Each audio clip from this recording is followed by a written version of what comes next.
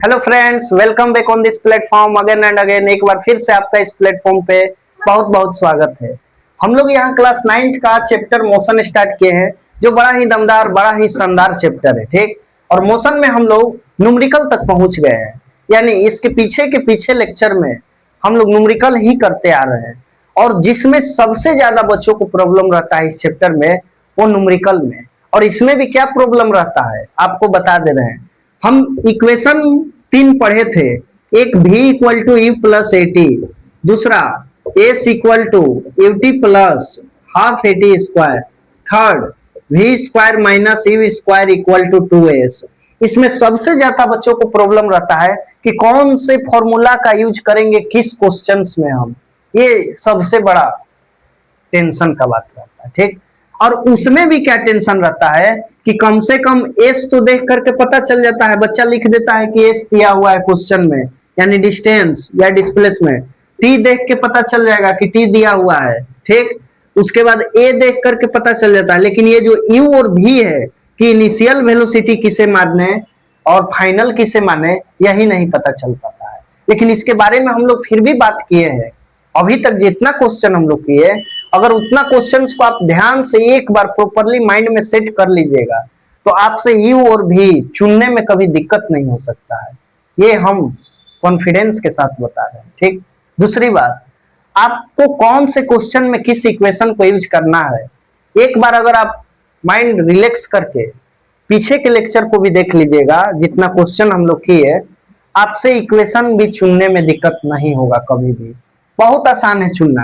ये क्वेश्चंस जैसे है अभी हम लोग करेंगे, और फिर से थोड़ा सा कॉन्सेप्ट इसमें हम लोग जानेंगे कि क्या आखिरकार में इसमें मामला है।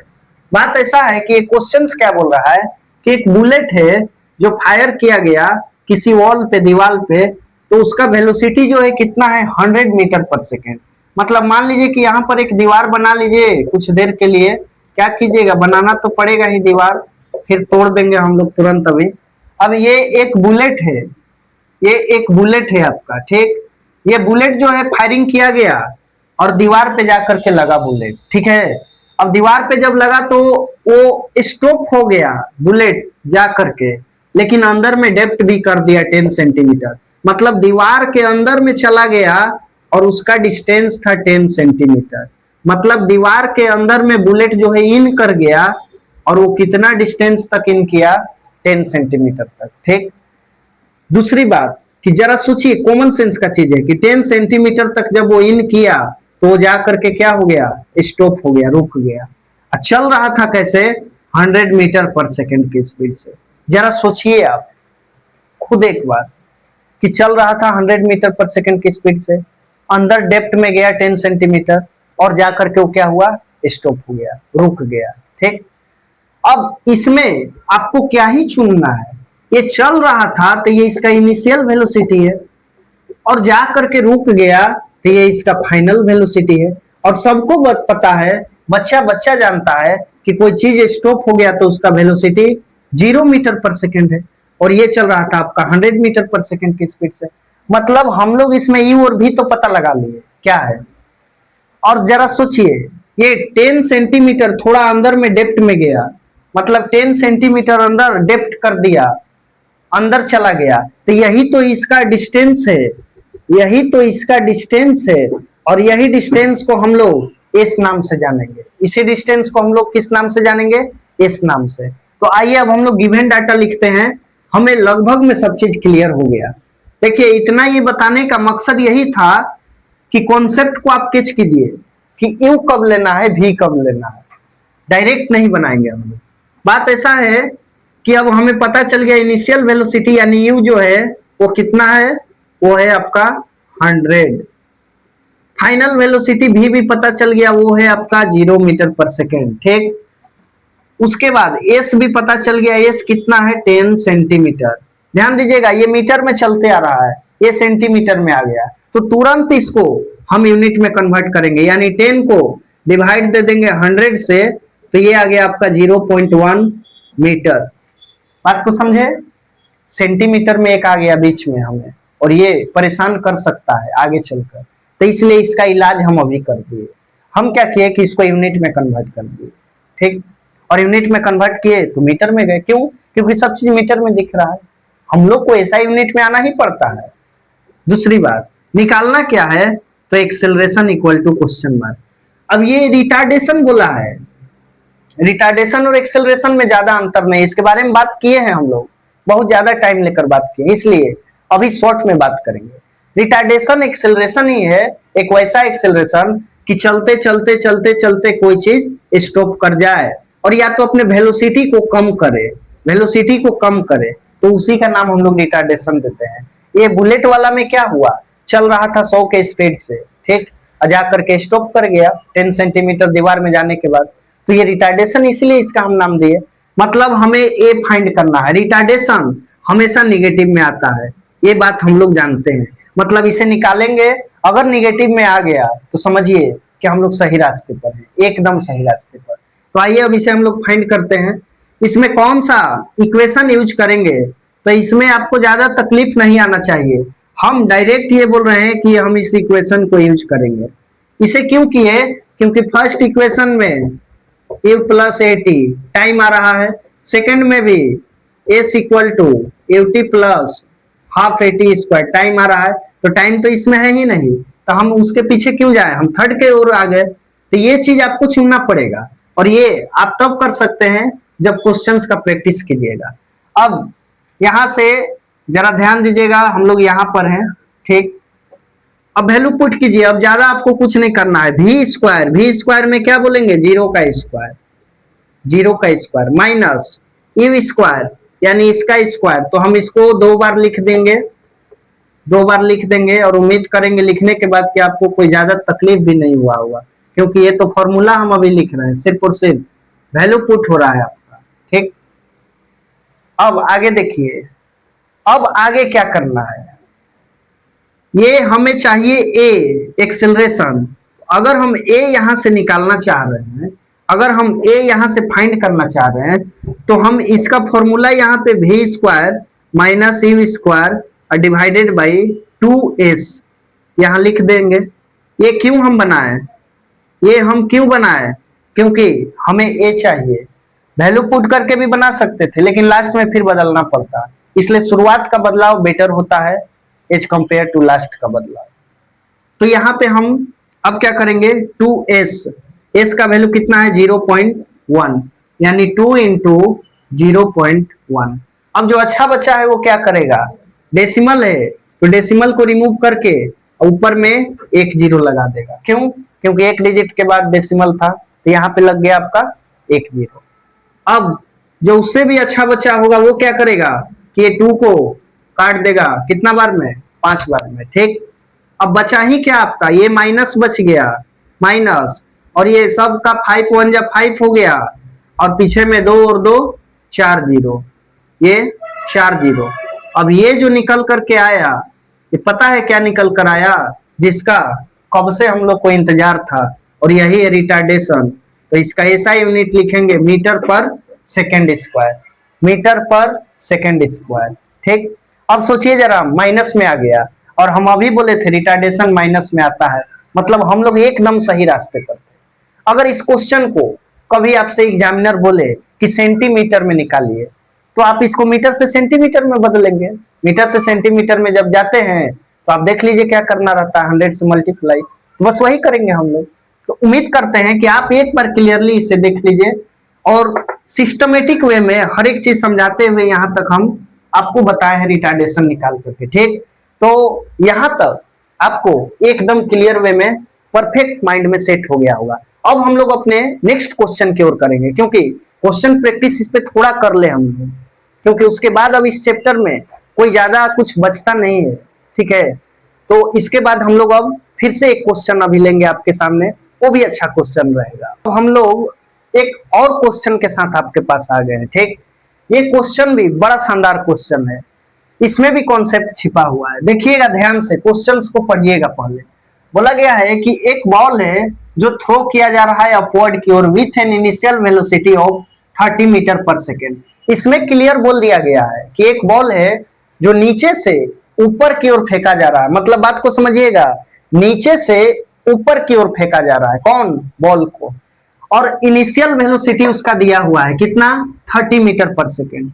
यहाँ पे आप गिवन लिख लीजिए, क्योंकि ये अच्छा बच्चा का पहचान होता है कि इनिशियल वेलोसिटी यानी यू जो है आपका वो दिया है 30 मीटर पर सेकेंड। ठीक, अब जी दिया है कि 10 मीटर पर सेकेंड स्क्वायर से काम कर रहा है।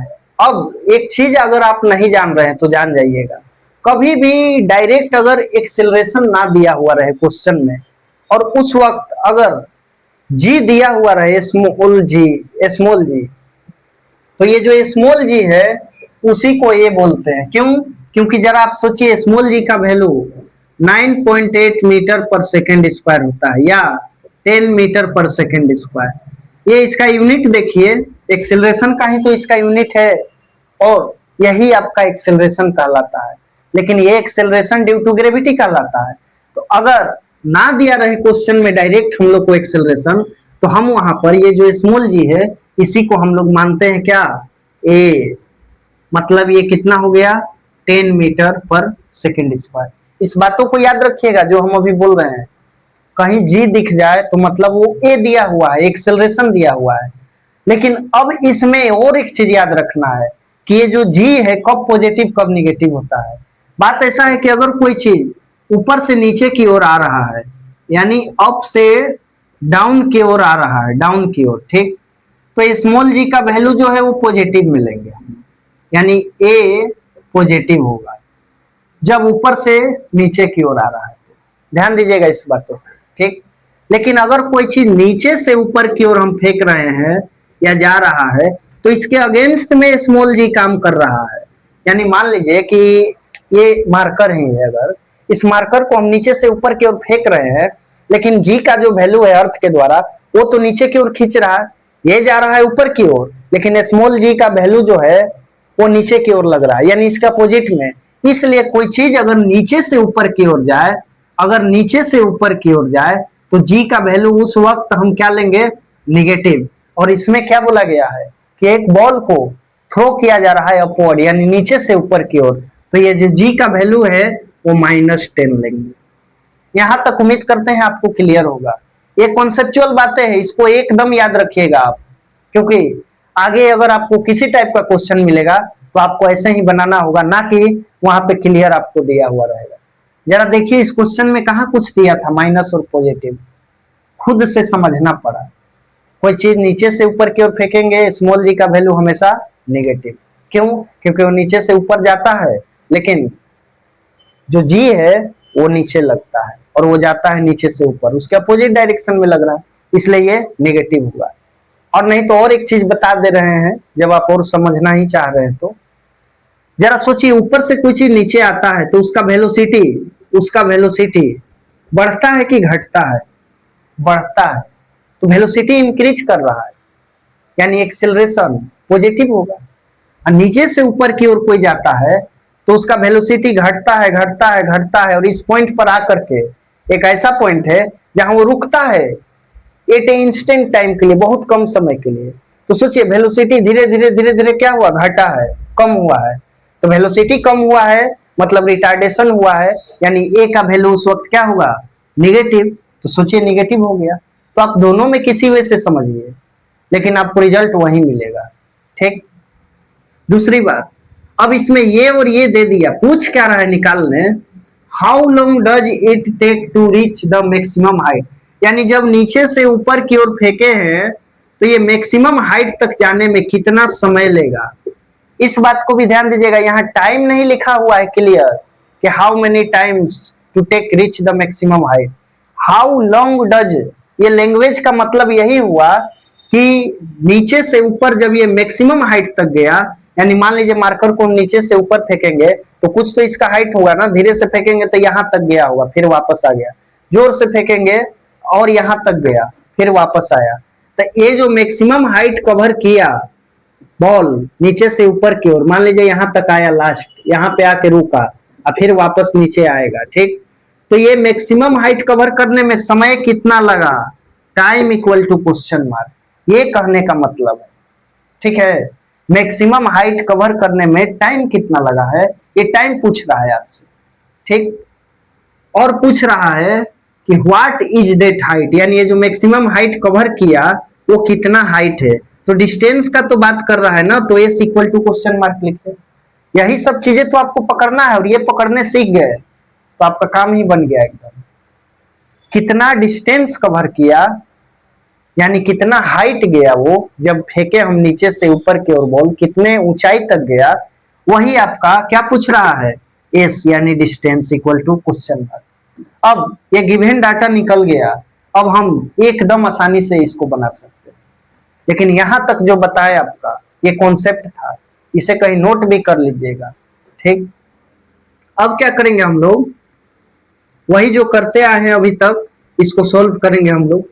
और सोल्व कैसे करेंगे, वो भी मार्कर से सोल्व करेंगे हम लोग। यहाँ पे पहले हम टी निकालेंगे और फिर एस निकाल लेंगे।